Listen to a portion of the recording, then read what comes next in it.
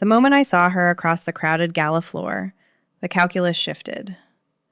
Jack stood near the velvet ropes, looking like a glitch in the matrix of high society. In her pocket rested the Chimera code, a simple flash drive that held the only heartbeat my company had left. If I didn't walk out with it tonight, my empire would be sold for scrap by morning. I adjusted my silk wrap, treating the distance between us like a chessboard. This wasn't a seduction, it was an extraction. I intended to steal her life's work, but I hadn't accounted for the variables of touch. My world is built on silence. It is constructed of soundproof glass, non-disclosure agreements, and the kind of air conditioning that keeps the temperature at a constant preservationist chill. For 10 years, I have been the architect of this sterile perfection. People call me ruthless, but they mistake precision for cruelty. I simply refuse to let inefficiency survive. But 3 days ago, the silence broke. A hostile takeover bid appeared on my private server, a digital shark circling the waters.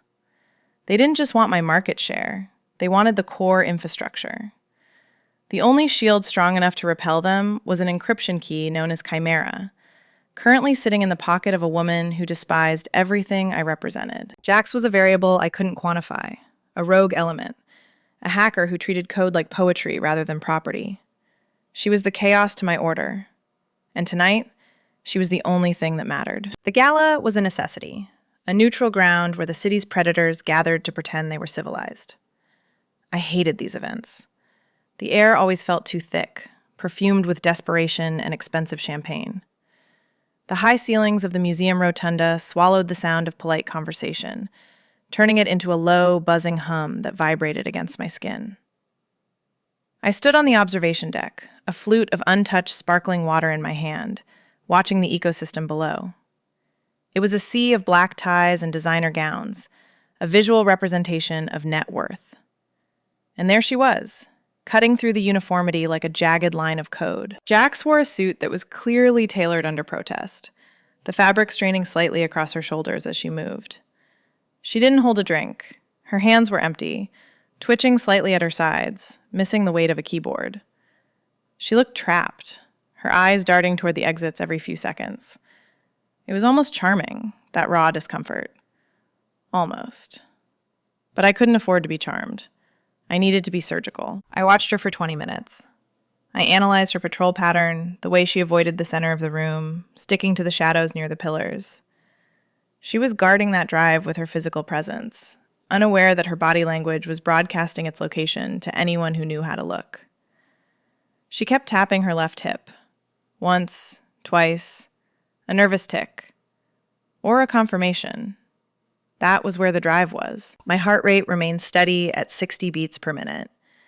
This was just another acquisition, albeit a physical one. I had run the simulations. I knew the exact angle of approach, the precise amount of social lubricant required to lower her guard. Emotions were just inefficiencies to be eliminated from the equation. Fear was a lag in the system. Desire was a system error. I had deleted those files a long time ago. Or so I told myself as I set the glass down on the marble railing. The condensation left a perfect ring, a fleeting mark on a permanent surface. I smoothed the front of my gown, a sheath of midnight blue silk designed to distract and disarm. It was armor, just as effective as the firewall protecting my servers. The scent of white lilies from the centerpieces drifted up, cloying and heavy. The music shifted, a string quartet transitioning into something slower, more mournful. The crowd thinned slightly near the terrace doors. This was the window, the opportunity to execute the protocol. I didn't feel fear, but I felt a strange electric hum beneath my skin, a warning sensor tripping in the back of my mind. I ignored it. I descended the grand staircase, my heels clicking a rhythm that no one else could hear. Every step was a commitment. Every meter closed was a risk calculation. I wasn't just walking toward a rival. I was walking toward the only person who had ever managed to breach my defenses, even if she didn't know it yet. The air grew warmer as I reached the floor, the collective body heat of the elite pressing against me. I navigated the crowd with practiced ease, a shark moving through a reef, my eyes locked on the figure by the pillar. She turned, and for a split second, our gazes collided across the room. Her eyes were dark, intelligent, and wary. She knew I was coming. Good. Surprise is messy. I preferred inevitable. The heavy glass doors clicked shut behind me, severing the connection to the gala's artificial politeness. Out here, the air was cooler, carrying the metallic tang of the city below and the faint promise of rain. It was the perfect environment for a transaction that required darkness. Jack stood by the stone balustrade, her back to the party, her silhouette rigid against the sprawling skyline. She was trying to disappear, to merge with the shadows, but she had nowhere to go. I had chosen this terrace specifically because it offered no second exit. "Enjoying the view?" I asked, my voice low, designed to cut through the wind without alerting the guests inside. Jax turned slowly. The movement wasn't fearful. It was resigned, like a soldier recognizing the enemy across a trench. "I was enjoying the silence, Elena. Until now." "Silence is expensive," I replied, closing the distance between us. My heels made no sound on the damp concrete. "Usually, you have to pay for it with compliance. I'm not interested in your currency." She shifted, her hand drifting instinctively to her left hip, hovering over the pocket where the drive lay. It was a tell so loud it might as well have been a scream. "And I'm not interested in your partnerships. I told your lawyers that." "My lawyers speak in clauses," I said, stepping into her personal radius. "I prefer to speak in absolutes." We were close now. Too close for a boardroom, too close for strangers. The proximity turned simple acts intimately charged. I could see the tension in her jaw, the way her throat worked as she swallowed. She smelled of rain and something sharper, solder maybe, or static electricity. It was a stark contrast to the heavy floral perfumes of the donors inside. It was the scent of work, of resistance. "You're blocking my way," Jack said, her eyes narrowing. "I'm securing the perimeter," I corrected. I moved again, a subtle shift of weight that pinned her against the railing without ever actually touching her. Yet. The air thickened, heavy with what we didn't say. I needed my wrist, and the scanner concealed within my bracelet, to be within inches of her hip for exactly 3 seconds. "You have something that doesn't belong to you," I murmured, letting my gaze drop to her collar. "You're messy, Jax. Your lapel is twisted." It was the flimsiest of pretexts, a lie built of glass. But it was all I needed. I reached out. My hand moved with the precision of a surgeon, fingers extending toward her shoulder. But the trajectory was calculated to bring my wrist directly over her pocket. I brushed the fabric of her suit. That was a plan. Secure the data, assert dominance, retreat. But the moment my knuckles grazed her side, the strategy dissolved. Through the thin material of her shirt, I felt the heat of her skin. It was startling, immediate, and intense. It wasn't just warmth. It was a rhythmic, living thing. I felt the erratic, thudding beat of her pulse against my own wrist, a frantic drumbeat that matched the sudden, treacherous spike in my own heart rate. The scanner on my wrist vibrated silently. Transfer complete. But I didn't pull away. I couldn't. The texture of the moment held me there. I was stealing her life's work, robbing her blind in the middle of a black tie event, yet all I could focus on was the way her breath hitched, the way her eyes widened, dark and unflinching. She didn't push me back. She leaned in, just a fraction of an inch, challenging my composure with a look that stripped away the CEO persona and left something raw exposed underneath. "Careful, Elena," she whispered, her voice a low rasp that vibrated in my chest. "You might get burned." The spell broke. I stepped back. The drive was cloned. The mission was successful.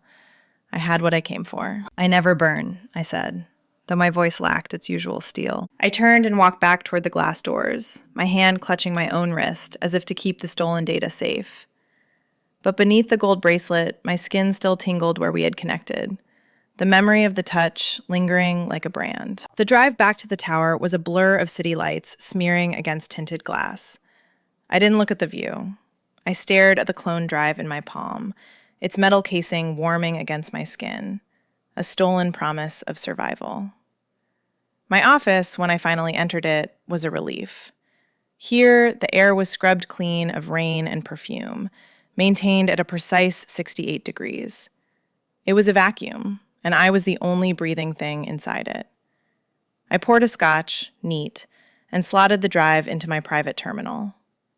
I expected the cascade of data, the beautiful, cascading waterfall of the Chimera source code that would reinforce my company's crumbling walls. I didn't get a cascade. I got a flat line. The screen blinked a single pulsing cursor. No file directory, no encryption prompt. Just a rhythmic, expanding circle that mimicked the diastole and systole of a human heart. I typed in standard decryption keys. Access denied.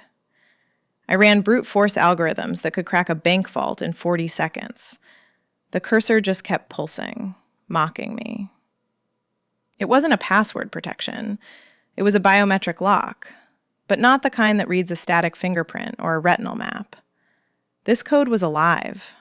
It was keyed to a specific autonomic rhythm, a keystroke cadence that matched the creator's own physiology. I sat back, the leather chair creaking in the silence. The realization washed over me, cold and absolute. I had stolen the vessel, but I had left the soul behind on that terrace. The code required Jax. It needed her hands, her specific erratic rhythm to unlock. I had underestimated the human element, treating it as a variable to be discarded, when it was actually the constant that held the entire equation together. My ruthlessness had failed because it was too clean. I finished the scotch, feeling the burn settle in my chest, and stood up. If I couldn't decrypt the code, I had to acquire the decoder. Finding her was trivial. People like Jax think they are ghosts, but they leave digital footprints everywhere. Power grid spikes, bandwidth usage, late-night food delivery orders to unmarked addresses. Her signal led me away from the sanitized grid of the financial district and into the bruised ribs of the city. The warehouse district was a graveyard of industry, all brick and broken windows, shadowed by the overpass. I parked my pristine sedan between a dumpster and a rusted chain-link fence, the contrast almost laughable. I took the freight elevator up to the 4th floor. The metal grate rattled as it ascended, smelling of old grease and neglect. When I stepped out, I wasn't walking into an office. I was walking into the inside of a mind. Jax's loft was a cavernous, open space that defied every rule of organization I lived by. It was chaos theory in practice. Server racks hummed in the corner, bathed in violet LEDs, their cables snaking across the concrete floor like untamed vines. The air was thick, warm, and smelled of ozone and spicy takeout. It felt lived in, messy, and vibrant, a direct assault on my sterile sensibilities. Jax was sitting on a battered leather couch, a laptop balanced precariously on her knees. She didn't look up when I entered. She didn't flinch. "The lock is biometric," I said, my voice echoing slightly in the vast space. I didn't bother with greetings. "It's keyed to your cardiac rhythm. It's keyed to my anxiety," she corrected, finally looking up. Her eyes were tired, but that sharp, challenging spark was still there. "You can't clone a pulse, Selena, not even with that expensive watch of yours. You knew I took it. I felt you take it." She closed the laptop with a snap. "I just knew you wouldn't be able to use it. You hold things too tight. Chimera needs to breathe." I walked further into the room, stepping over a coil of Ethernet cable. I should have been furious. I should have been calling my security team to strip this place to the studs. But standing there, surrounded by her chaotic brilliance, I felt that strange hum again. The admiration. "I can't unlock it," I admitted. It was the hardest sentence I had spoken in years. "But you can't deploy it. You have the key, but I have the infrastructure. Without my servers, Chimera is just a philosophy. With them, it's a shield." Jax stood up. She was wearing a faded t-shirt now, the armor of the gala gone. She looked softer, yet somehow more dangerous. "You're asking for a partnership." "I'm offering a merger," I said, holding her gaze. "Survival for both of us. Or extinction for both of us." She studied me, looking for the trap. Then, slowly, she nodded. The air between us shifted, the hostility dissolving into a tenuous, heavy alliance. We were no longer enemies. We were co-conspirators. Bringing Jax into the sanctuary of my office felt less like a strategic meeting and more like introducing a volatile virus to a sterile host. She stepped off the private elevator, her sneakers squeaking faintly against the polished marble. a sound that seemed aggressively loud in the hushed atmosphere of the executive floor. Outside the floor-to-ceiling glass, the city was a sprawling circuit board of amber and white, a grid of power that I usually controlled. Inside, however, the control was slipping. I sat at the head of the mahogany table, the vast surface usually reserved for board members and lawyers, now cluttered with her tangled cables and battered hardware. Jax didn't sit. She paced. She moved like a caged animal, running her hand along the invisible seams of the glass walls, testing the perimeter. "This architecture is archaic," she muttered, not looking at me. "You built a prison, Elena, not a network. It's too rigid. One crack and the whole thing shatters." "I built a fortress," I corrected, watching her from the comfort of my leather chair. "There is a difference. Fortresses survive sieges. Networks just get tangled." "Not from the inside," she shot back. She finally stopped pacing and dropped into the chair beside me. Not opposite, beside.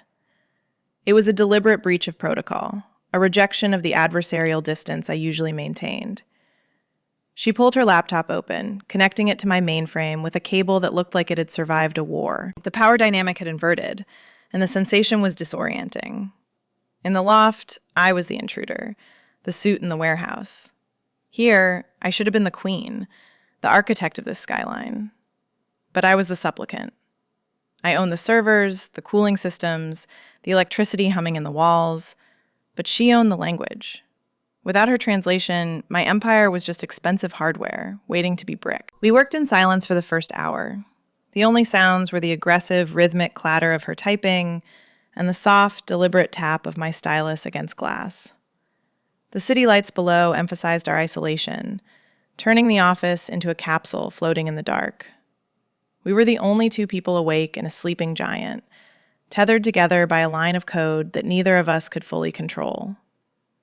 Slowly, the professional boundaries began to blur, eroded by exhaustion and the shared intimacy of the problem. "You have a vulnerability here," she said, pointing to a sector on the schematic displayed on the main monitor. She didn't send the file to my screen. She made me look at hers. I leaned in. The distance between us collapsed. I had to look over her shoulder to see the code, my chest inches from her back. The air thickened, charged with the friction of two minds grinding against each other. I could smell her now, not the rain and ozone of the terrace, but something warmer, more settled.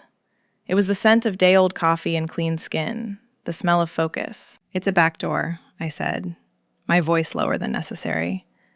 "For administrative override." "It's a welcome mat for anyone with a brute force script," she murmured.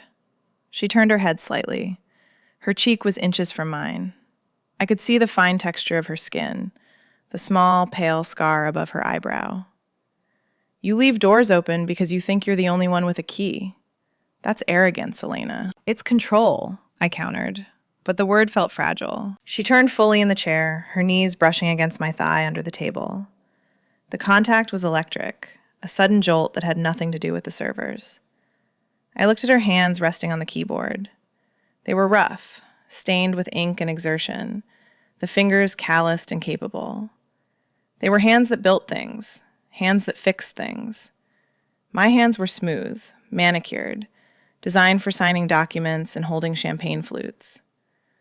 I felt a sudden, terrifying urge to know what her rough hands would feel like against my smooth skin, to feel the friction of that contrast. "Control is an illusion," Jax said softly. Her gaze dropped to my lips, then back to my eyes. It was a slow, deliberate read, unflinching. "Real security is knowing how to break the fall. You code like you're afraid to bleed." "I don't bleed," I whispered. "Everyone bleeds," she replied. "The code is vulnerable because you wrote it to be perfect. Perfection breaks. Vulnerability bends." The tension coiled tight, like a high-stakes negotiation where both sides had already lost. I wanted to lean forward. I wanted to close that final, agonizing inch and see if the heat I felt coming off her was real. The silence stretched, thick and intimate, a physical weight pressing us together. Then the room turned red. A silent alarm strobed against the glass walls, washing our faces in crimson light. My terminal flashed a single, catastrophic warning. External breach detected. The moment shattered. The intimacy evaporated. replaced instantly by the cold clarity of adrenaline. "They're here," I said, the ice flooding back into my veins as I stood up. "They're not just here," Jack said, her fingers already flying across the keys, her face illuminated by the red glare. "They're inside." The elevator doors slid open, not onto a floor, but into a furnace. The server farm, usually a sanctuary of hushed, refrigerated silence, was screaming. The cooling fans were running at maximum velocity, a deafening industrial roar that vibrated in the soles of my shoes. Thousands of amber lights blinked in frantic, synchronized panic down the long, narrow aisles. The air was hot, thick with the smell of stressed plastic and ozone. It was the scent of a nervous system on the brink of seizure. "Aisle 7, Jack shouted over the noise, not waiting for me. She ran, her sneakers gripping the anti-static floor. I followed, my heels discarded near the elevator, running in stocking feet. The protocol of the boardroom had disintegrated. We were in the engine room now, and the ship was taking on water. We reached the primary node. The breach wasn't just code anymore. It was physical. The attackers were overheating the cores, trying to melt the hardware to destroy the evidence of their theft. To stop it, we had to manually bridge the connection, bypassing the digital controls that had been locked out. It was a two-person job, requiring 4 hands and absolute synchronization. "I need you to hold the bridge open," Jax ordered, dropping to her knees and ripping the front panel off the server rack. "Don't let the circuit close until I have the patch in." I dropped beside her. The space between the racks was claustrophobic, a narrow canyon of black metal and blinking LEDs. I reached in, my hands shaking slightly, not from fear, but from the sheer, raw intensity of the moment. I grabbed the release levers. The metal was hot to the touch. "Now!" she yelled. I pulled. The mechanism groaned. Jax lunged forward, her hands diving into the tangle of wires. We were forced together by the architecture of the machine. Her shoulder pressed hard against my chest, a solid, grounding weight in the chaos. I could feel the muscles in her back shifting as she worked, the tension and the power. My face was inches from her neck. I could smell the sweat and the sharp metallic tang of the server room, but underneath it, that steady human warmth of her. "Hold it, Elena," she gritted out, her fingers stripping a wire with her teeth, a savage, efficient movement that made my breath catch. "Don't let go." "I have you," I said, the words lost in the roar of the fans, but she felt the vibration of them against her back. We moved around each other like a single organism. My hands held the structure, hers rewrote the logic. It was a dance of necessity, intimate and desperate. Every time she shifted, her body brushed mine, a hip against my thigh, an arm against my waist. The heat in the narrow aisle was rising, suffocating, sweat slicking my skin and making my silk blouse cling. But I didn't care. All I could see was the capability in her hands, the way she twisted the copper, the absolute certainty in her movements. She was saving my empire with a pocket knife and a piece of wire, and I had never seen anything so devastatingly attractive. "Almost there," she gasped. 3, 2, 1, drop it. I released the levers. The clamp slammed shut. For a second, the roar intensified, a crescendo of mechanical failure. And then, silence. The amber lights flickered and turned a steady, rhythmic blue. The fans spun down, their scream fading to a low, contented hum. The heat began to dissipate, sucked away by the renewed ventilation. We stayed on the floor, tangled together in the sudden quiet. My chest was heaving. Jax was breathing hard, her head tipped back against the server rack, her throat exposed. We were covered in dust and sweat, the adrenaline crashing through our systems like a drug. I looked at her. Really looked at her. The rogue hacker. The enemy. She turned her head, and her eyes locked onto mine. The distance between us was non-existent. I could see the pulse fluttering in her neck, the erratic rhythm that held the key to everything. The urge to touch her was no longer strategic. It wasn't about the code. It wasn't about the drive. It was a physical, magnetic pull that terrified me. I wanted to lean forward. I wanted to taste the victory on her mouth. I wanted to know if the electricity crackling between us would burn or heal. I shifted, my hand moving seemingly of its own accord to brush a stray lock of damp hair from her forehead. My fingers lingered on her temple. Her skin was hot, alive. Jax didn't pull away.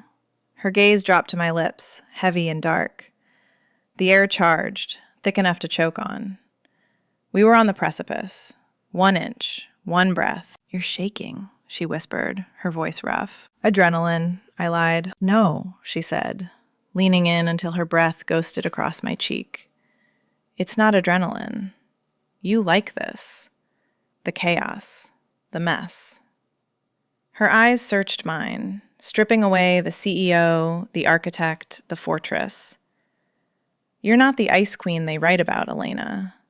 You're just as desperate to burn as the rest of us." The truth of it hung between us, more dangerous than the breach.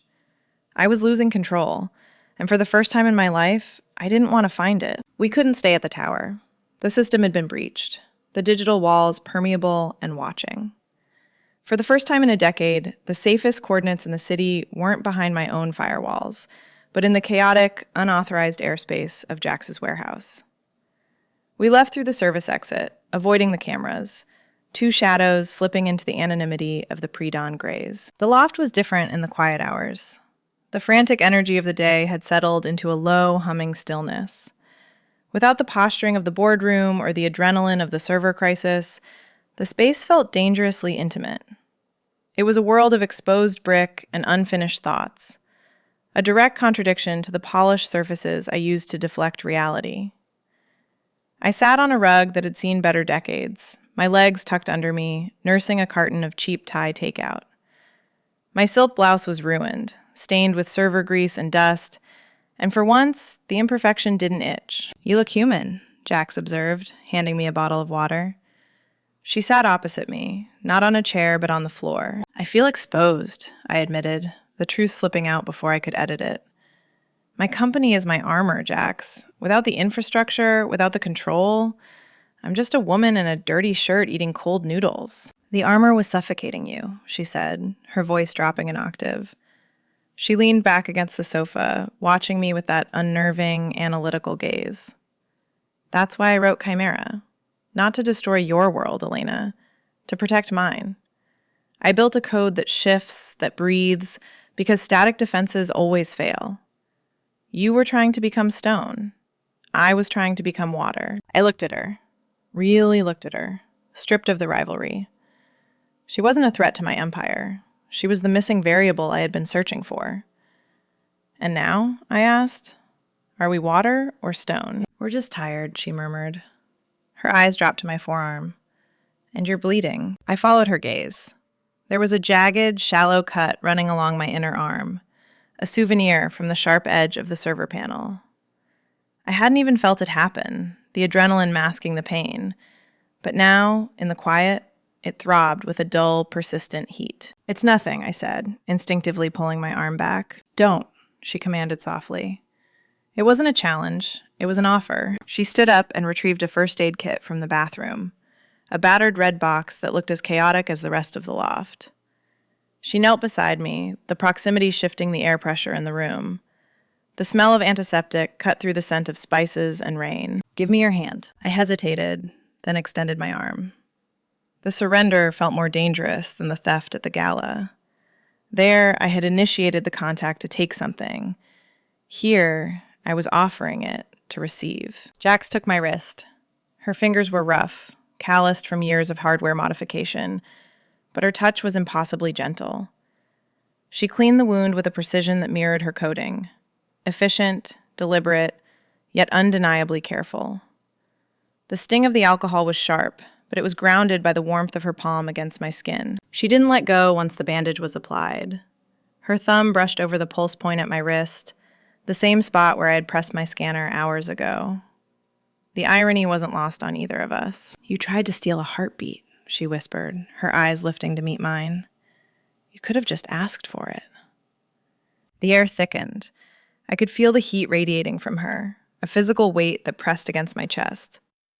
I looked at the Chimera drive sitting on the table, then back at her. "I don't want the code anymore," I said, the admission quiet but absolute. Jax's gaze dropped to my lips. Her hand tightened slightly on my wrist, an anchor in the storm. "Then what do you want, Elena?"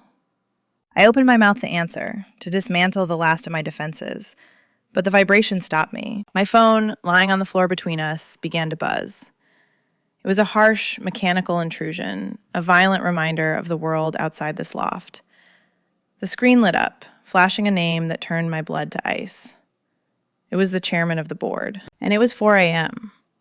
They weren't calling to congratulate me. They were calling to execute me. The phone call ended with a click that sounded like a lock engaging. I didn't look at Jax immediately. I stared at the screen, the duration of the call burning into my retina. It took 45 seconds to dismantle the fragile reality we had built. The board had convened an emergency session. They knew about the patch. They knew about the external access. The chairman, who viewed empathy as a depreciating asset, made the terms clear. They needed a villain to sell to the shareholders. They wanted the hacker. They wanted Jax in handcuffs by the time the market opened.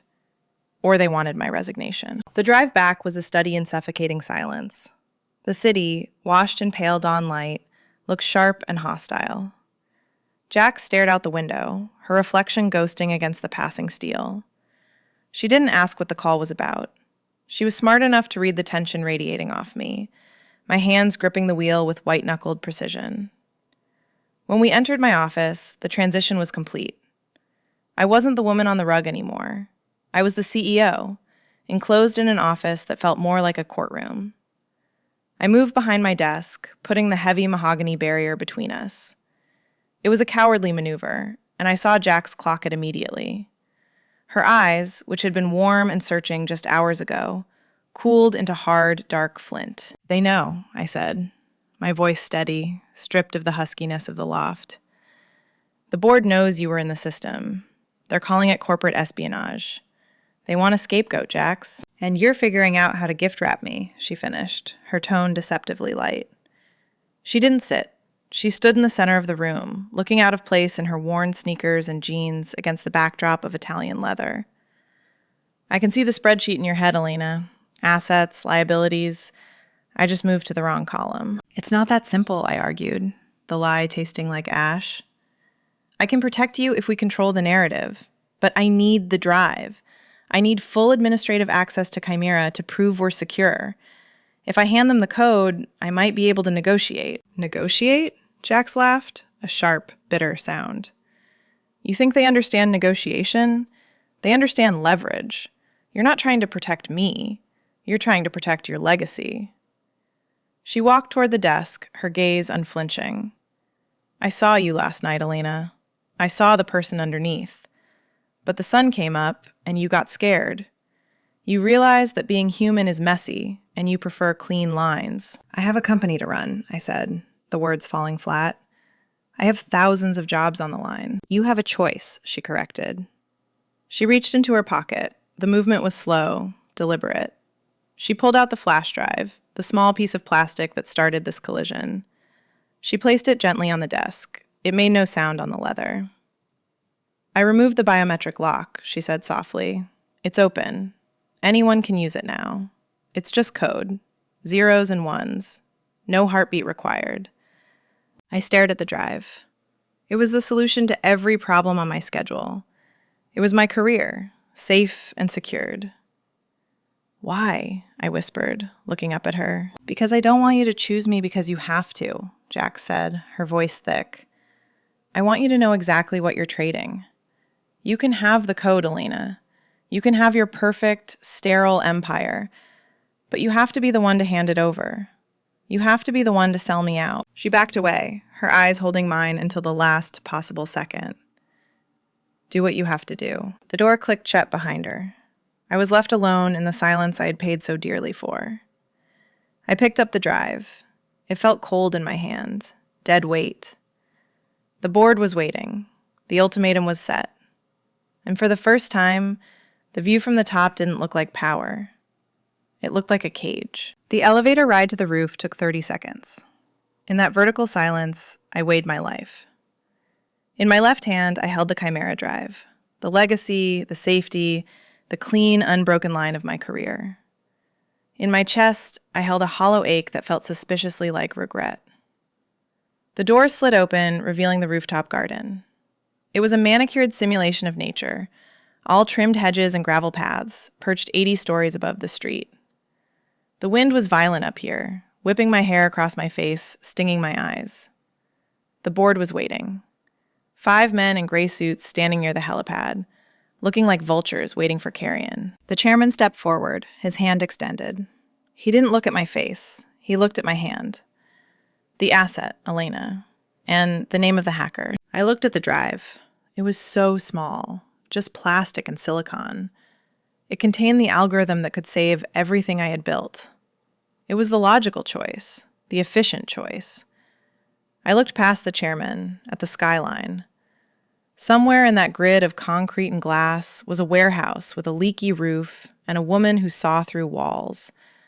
A woman who had handed me the gun and told me to pull the trigger. I thought about the heat of the server room, the way she had trusted me with the wires, the way she had cleaned the blood from my arm. The asset is corrupted, I said. My voice was calm, carried away by the wind. The chairman frowned. What? The hacker didn't just lock it, I lied, my gaze steady. She poisoned it. If we upload this, it eats the core. It's a Trojan horse. I held the drive over the edge of the balustrade. The street was a dizzying drop below. Elena, don't. I let go. I watched the plastic tumble, end over end, disappearing into the gray void of the city. It was gone. The leverage, the proof, the safety net. You just threw away our future, the chairman hissed, his face reddening. I just saved you from a fatal error, I countered, turning on my heel. I stepped into his personal space, channeling every ounce of the authority I had cultivated for a decade. The code was a crutch. I am the architect. I built this infrastructure, and I can patch it. You don't need the drive. You need me.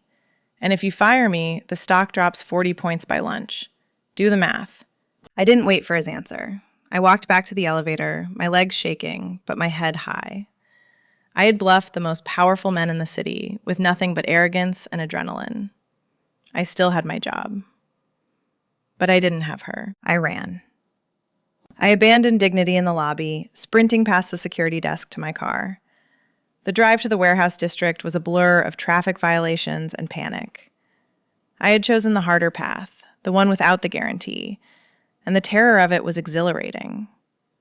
I parked haphazardly, blocking a loading dock, and took the stairs 2 at a time. The door to the loft was unlocked. I burst in, my breath coming in ragged gasps. The space was different.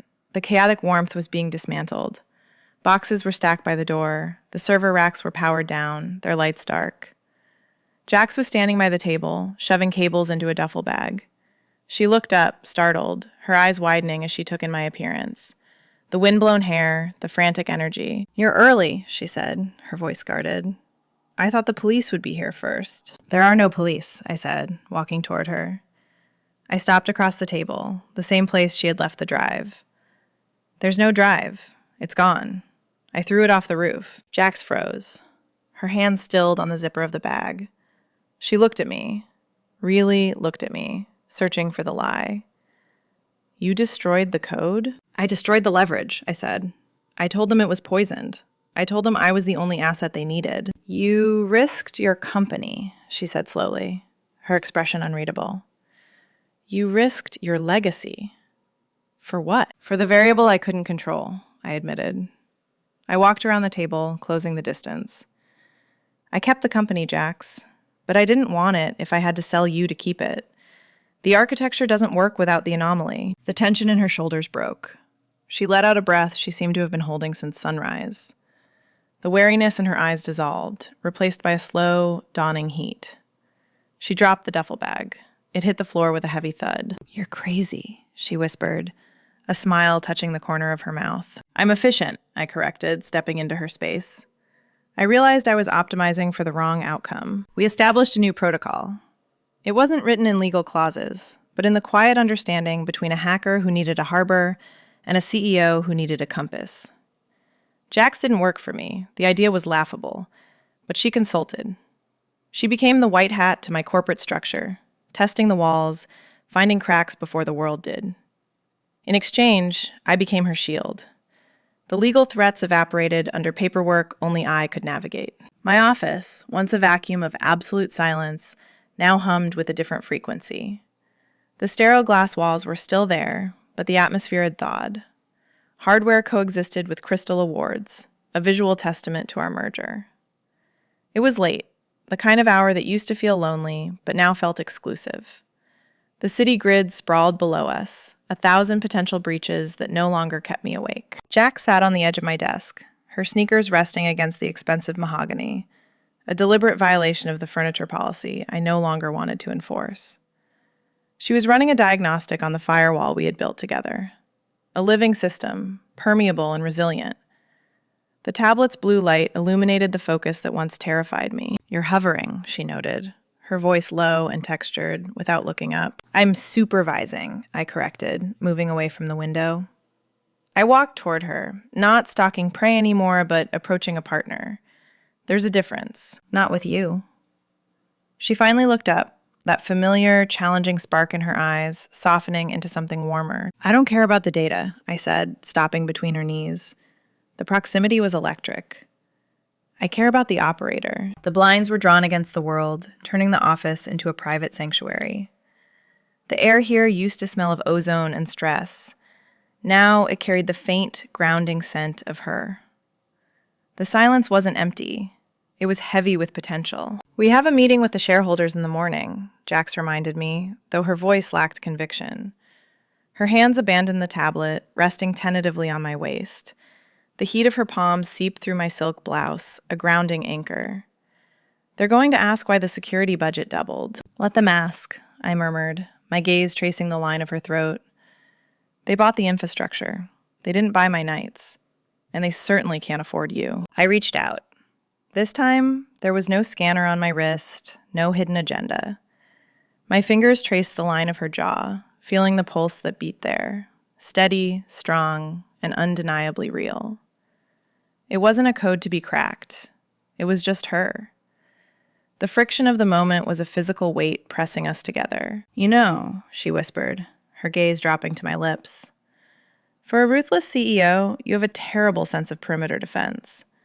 You let the enemy right into the command center." "I didn't let the enemy in," I said, leaning closer until our breaths mingled, the anticipation tightening like a spring.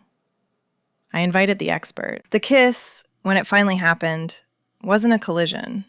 It was a confirmation. It was slow, deliberate, and precise. It tasted of victory, not over a market or a rival, but over the fear of being known. I felt the tension leave her body, felt her melt into the contact, her hands tightening on my waist. There was no strategy here, no leverage, just the friction of two complex systems finally finding synchronization. I realized then, as her hand tangled in my hair and the world narrowed down to the pressure of her mouth on mine, that I had spent 10 years building a fortress to keep people out, only to find that the only thing worth protecting was the person who knew how to break in. The code wasn't the most valuable thing. The vulnerability was. The door to the office clicked shut, the magnetic lock engaging with a finality that felt like safety, not isolation. I had spent a lifetime calculating risks, but I had finally found the one variable I couldn't control. And I realized I liked the chaos. If you enjoyed the tension between cold ambition and sudden heat, subscribe for more stories.